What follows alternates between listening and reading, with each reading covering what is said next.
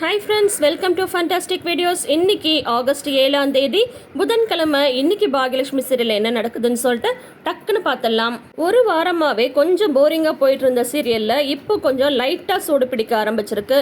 என்னன்னு சொல்லிட்டு பார்த்தீங்கன்னா, மறுபடியும் கோபி வந்து அவரோட வேலையை வந்து ஆரம்பிக்க போகிறாரு. என்னன்னு சொல்லிட்டு வீடியோ லாஸ்ட்டில் வந்து பார்க்கலாம். ஃபஸ்ட்டு பாக்யாவை பார்க்க பழனிசாமி வந்திருக்காங்க. அப்போ பாக்யா வந்து நேற்று நடந்த விஷயத்த வந்து சொல்கிறாங்க.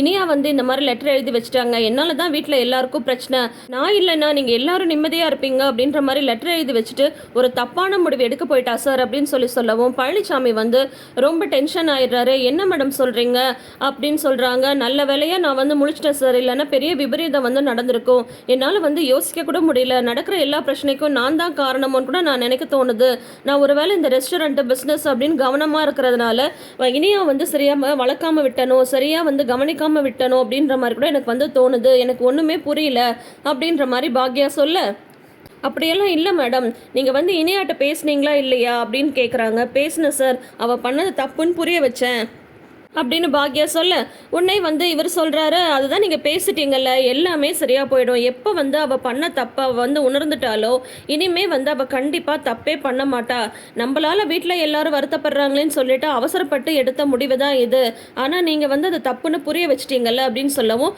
ஆமாம் சார், இந்த காலத்து பசங்க கிட்ட என்ன பேசுறது ஏது பேசுறதுன்னு சொல்லிட்டு ஒன்றுமே எனக்கு வந்து புரியல, அவள் தப்பு பண்ணா, அதனால் வந்து நான் திட்டினேன், ஏன் அடிக்கவும் தான் செஞ்சேன், வீட்டில் எல்லாரும் திட்டினாங்க, அதுக்கப்புறம் வந்து எல்லாருமே நார்மலாக அவட்ட நல்லா தான் வந்து பேசிட்டு இருந்தோம், பழகிட்டு இருந்தோம், ஆனால் திடீர்னு இனியா வந்து எப்படி இந்த மாதிரி ஒரு முடிவெடுத்தான்னு என்னால் யோசிச்சு கூட பார்க்க முடியல, இந்த காலத்து பசங்களோட மனசை வந்து புரிஞ்சிக்கவே முடியல, ரொம்ப ரொம்ப சென்சிட்டிவாக இருக்காங்க, டக்குன்னு சென்சிட்டிவான முடிவெல்லாம் எடுக்கிறாங்க, பேரண்ட்ஸை பற்றியோ மற்றவங்கள பற்றியோ அவங்க வந்து நினைக்கிறதும் இல்லை, கவலைப்படுறதும் இல்லை அப்படின்ற மாதிரி பாக்யா சொல்ல, உடனே வந்து பழனிசாமி சொல்கிறாங்க, நீங்கள் எதுவும் கவலைப்படாதீங்க மேடம், இனிமேல் வந்து இனியா அந்த மாதிரி தப்பான முடிவெல்லாம் எதுவுமே எடுக்க மாட்டா, அதுக்காக நீங்கள் வந்து பிஸ்னஸ்னால தான் அப்படின்னு சொல்லிட்டு உங்கள் மேலேயோ பிஸ்னஸ் மேலேயோ எந்த பழியும் நீங்கள் தூக்கி போட்டுக்காதீங்க, நீங்கள் வந்து கரெக்டாக தான் அவளை வந்து வளர்த்துட்ருக்கீங்க, தேவையில்லாமல் ஒரு பிரச்சனை வந்து வந்துருச்சு, அவ்வளோதான், நீங்கள் அதையெல்லாம் போட்டு மனசை போட்டு குழப்பிட்டு இருக்காதீங்க அப்படின்னு சொல்லிட்டு பழனிசாமி பாக்யாவுக்கு சமாதானம் சொல்கிறாங்க.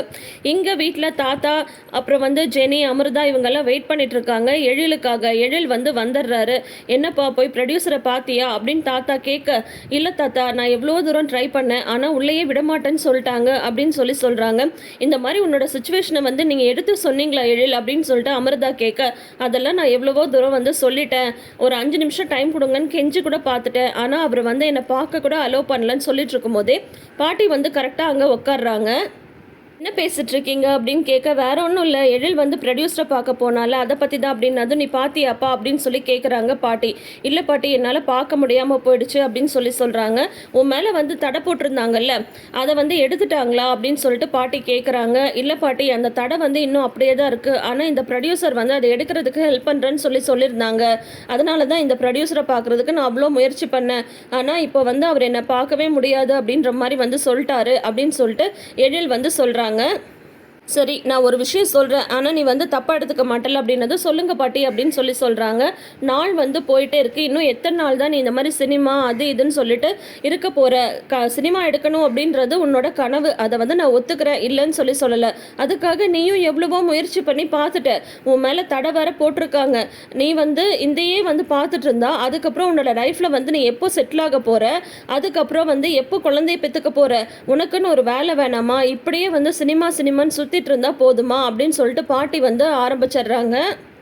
நாள் போயிட்டே இருக்கு, தெரிஞ்சவங்கெல்லாம் கேட்குறாங்க, என்னால் வந்து பதில் சொல்ல முடியல, உன்னை விட சின்ன வயசு பசங்கள்லாம் இப்போ வந்து கல்யாணம் குழந்தை குட்டி எல்லாமே வந்து ஆயிடுச்சு, ஆனால் நீ வந்து என்னென்னா சினிமான்னு இன்னும் இதையே வந்து சுற்றிட்டு இருக்கே ஒழிய லைஃப்பில் செட்டில் ஆகிற வழியை வந்து காணோம், இப்படியே பண்ணிட்டு இருந்தா காலை வந்து டக்குன்னு போயிடும், அதுக்கப்புறம் யோசிச்சு எந்த பிரயோஜனமும் கிடையாது, நான் சொல்கிறத வந்து கேளு, இந்த சினிமாவையெல்லாம் தூக்கி போட்டு வேற ஏதாவது வேலையை வந்து பார்க்குறதுக்கு பாரு, நல்லா படிச்சிருக்க, அது மூலயமா ஒரு வேலையை தேடு, நீ சரின்ட்ட சொன்னால் அவன் கூட கண்டிப்பாக உனக்கு வேலை கிடைக்க ஹெல்ப் பண்ணுவான் அப்படின்னு பாட்டி சொல்லிட்டு இருக்கும் போதே எழில் வந்து எழுந்து போயிடுறாங்க. இப்படி தான் நான் ஏதாவது சொன்னால் உடனே அதுக்கு பதிலும் பேசுறதில்ல, டக்குன்னு எழுந்து போயிடுறது, இல்லைன்னா சண்டை போடுறது, என்னவோ பண்ணட்டும், ஆனால் இப்படியே இருந்தால் எப்படி அப்படின்னது உன்னை தாத்தா திட்டுறாங்க, உனக்கு எப்போ என்ன பேசணுன்னே தெரியாதா அப்படின்னு சொல்ல உன்னை ஜெனியுமே சொல்கிறாங்க, என்ன பாட்டி எழிலுக்கு வந்து சினிமா எடுக்கிறது தானே பெரிய கனவு அப்படின்னு சொன்னதும், உன்னை வந்து இப்போ யாராவது கேட்டாங்களா ஜெனி? இப்படியே இருந்தால் அவன் லைஃப்பில் வந்து என்னதான் ஆகுறதுன்னு சொல்லிட்டு ஒரு முடிவை வந்து வேண்டாமா? நான் சொன்னேன் இந்த வீட்டில் இருக்கிறவங்க எல்லாரும் சேர்ந்துட்டு என்ன வந்து திட்ட தான் வரீங்களே ஒழிய நான் என்ன சொல்கிறேனோ அதை வந்து யாருமே புரிஞ்சுக்கிறது கிடையாது அப்படின்னு சொல்லிட்டு பாட்டி திட்டுறாங்க. இங்கே எழில் வந்து ரூமில் இருக்காங்க. உடனே அமிர்தா வந்து வராங்க. அமிர்தா வந்ததும் எழில் வந்து கேட்குறாங்க, என்ன பாட்டி திட்டினதுக்கு நான் ரொம்ப வருத்தமாக இருப்பேன்னு சொல்லிட்டு சமாதானப்படுத்துறதுக்காக வந்தியா? அதெல்லாம் ஒன்றும் இல்லை, அதனால நான் வந்து மனசுக்கே கொண்டு போகல அப்படின்னு எழில் சொல்ல அமிர்தா சொல்கிறாங்க, இந்த எல்லா பிரச்சனைக்கும் காரணம் வந்து நான் தான். நீங்கள் மட்டும் என்ன கல்யாணம் பண்ணாமல் வர்ஷனையே கல்யாணம் பண்ணியிருந்தா அவங்க அப்பா வந்து கண்டிப்பாக நீங்கள் படம் எடுக்கிறதுக்கு வந்து ஹெல்ப் பண்ணியிருப்பாங்க அப்படின்னு அமிர்தா வந்து சொல்கிறாங்க.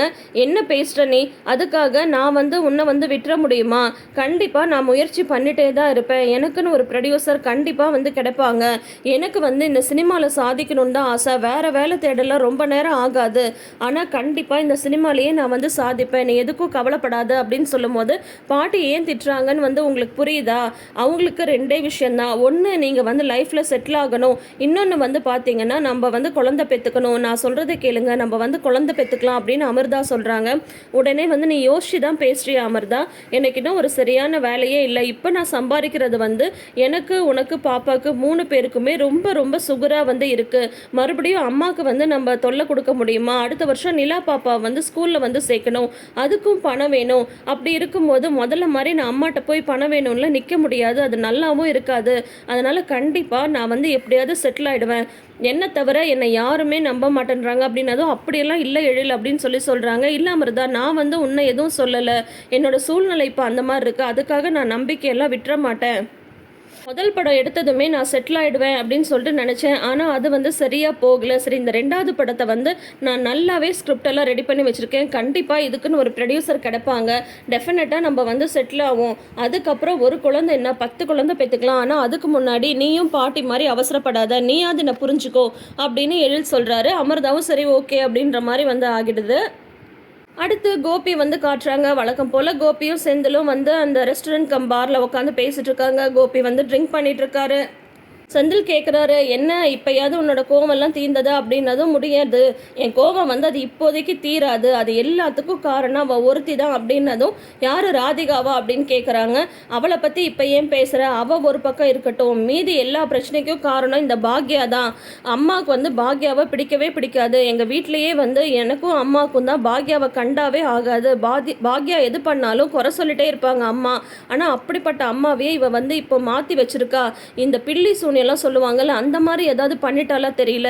அம்மா வந்து எல்லாத்துக்கும் பாக்யாவுக்கு தான் சப்போர்ட் பண்ணிட்டு இருக்காங்க. ஆனால் நான் வந்து இதை இப்படியே விட போகிறது கிடையாது. இதுக்காக ஏதாவது ஒன்று கண்டிப்பாக பண்ணியே தீருவேன். அந்த பாக்யா வந்து சும்மா விட மாட்டேன் அப்படின்னதும், பாரு நான் மறுபடியும் சொல்கிறேன், நீ இந்த பாக்யா நீ யோசிச்சு உன்னோட பிஸ்னஸும் உன்னோட லைஃபு எல்லாத்தையும் நீயே கெடுத்துக்க போகிற.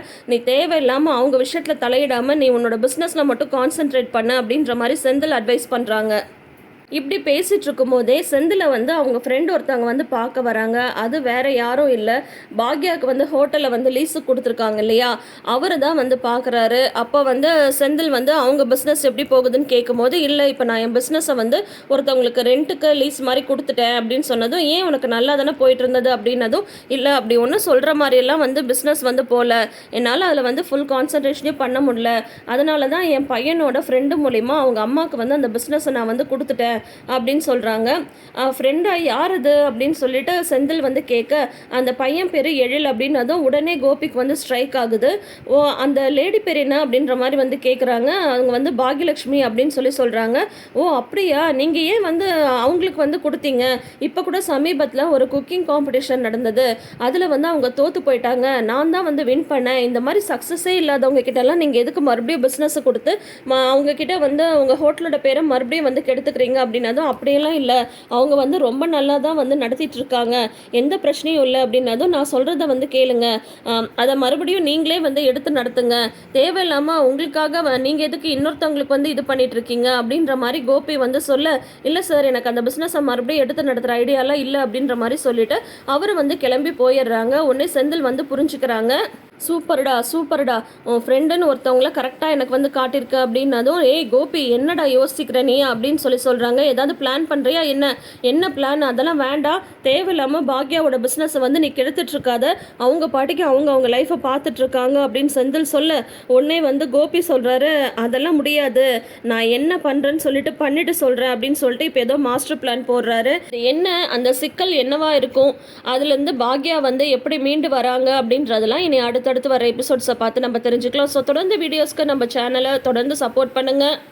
சப்ஸ்கிரைப் பண்ணிவிட்டு பக்கத்தில் இருக்கிற நோட்டிஃபிகேஷன் பெல் ஐக்கானில் ஆல் சிம்பிளை கிளிக் பண்ணிக்கோங்க. அப்போ தான் நான் வீடியோ அப்லோட் பண்ண உடனே உங்களுக்கு வந்து நோட்டிஃபிகேஷன் வரும். உங்களுக்கு இந்த வீடியோ பிடிச்சிருந்ததுன்னா மறக்காமல் இதோட லிங்க்கை உங்கள் ஃப்ரெண்ட்ஸ் அண்ட் ஃபேமிலிக்கு ஷேர் பண்ணி விடுங்க. தேங்க்யூ.